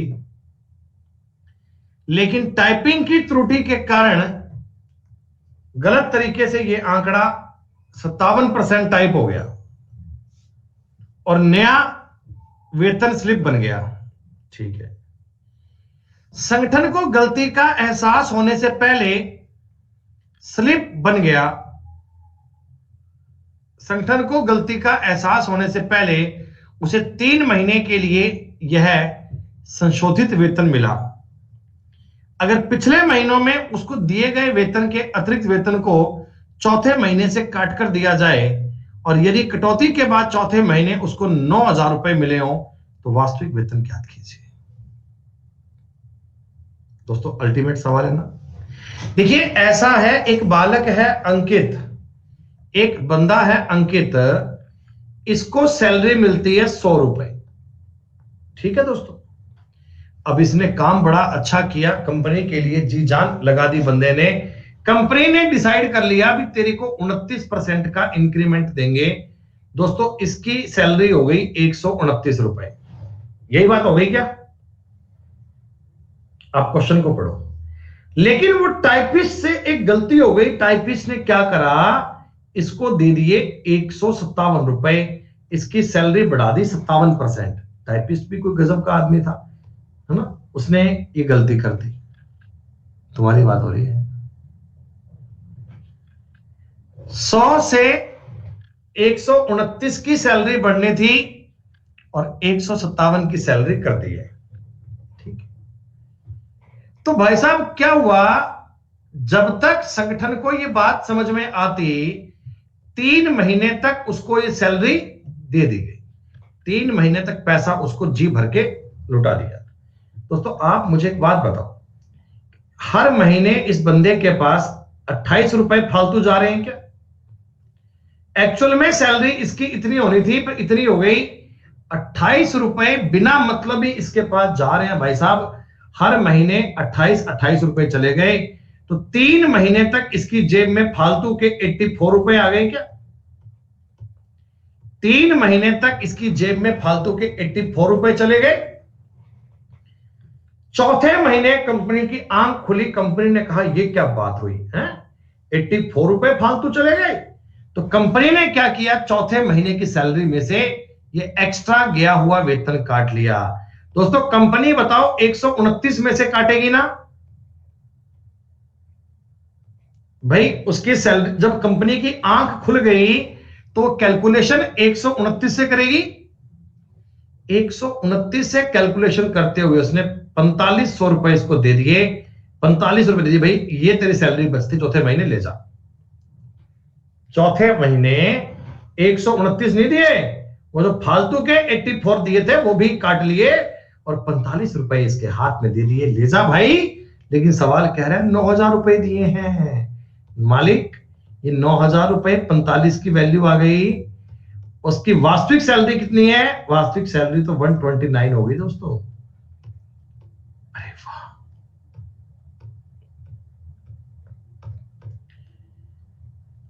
लो जी, कितना अच्छा कितना बढ़िया सवाल था, कितना शानदार सवाल था दोस्तों, बड़ी आसानी से सॉल्व हो गया।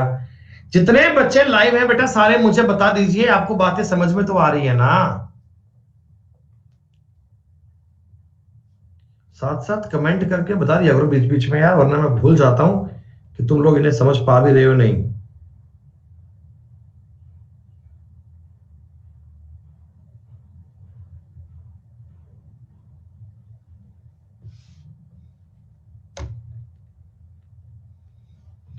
बेटा लड्डू के लिए मना कर दिया मैंने, क्लास थी ना।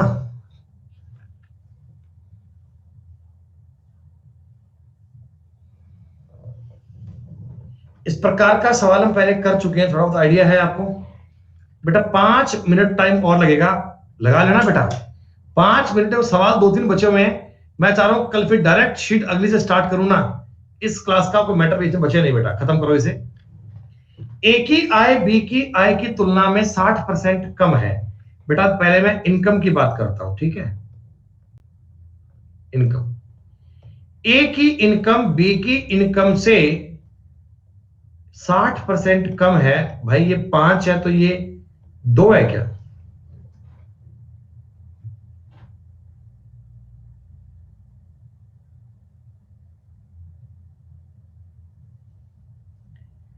दूसरी बात आपको एक बात और बोली गई कि ए का व्यय बी के व्यय का 60% है। ए का व्यय, देखो इसके आगे मैं एक्स मान लेता हूं कुछ भी, बी के व्यय का 60% है, यानी ये 3y है और ये 5y, ऐसा है क्या?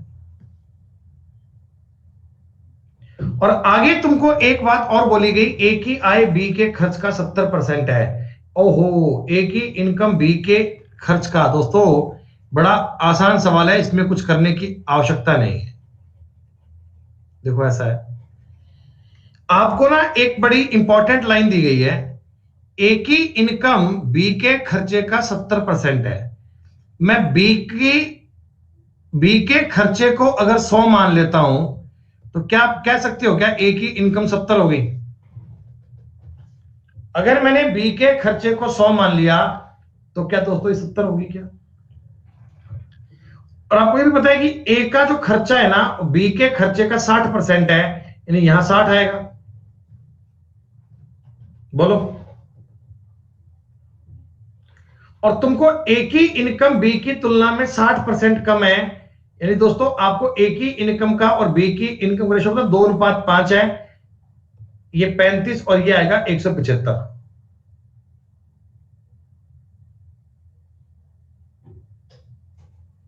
अरे ये कहा गया था ना ए की इनकम बी की तुलना में 60% कम है, तो ए की इनकम का और बी की इनकम का रेशो कितना? 2:5। 2 की वैल्यू 70, एक की 35 और ये हो गया 175। सेविंग कितनी बनेगी?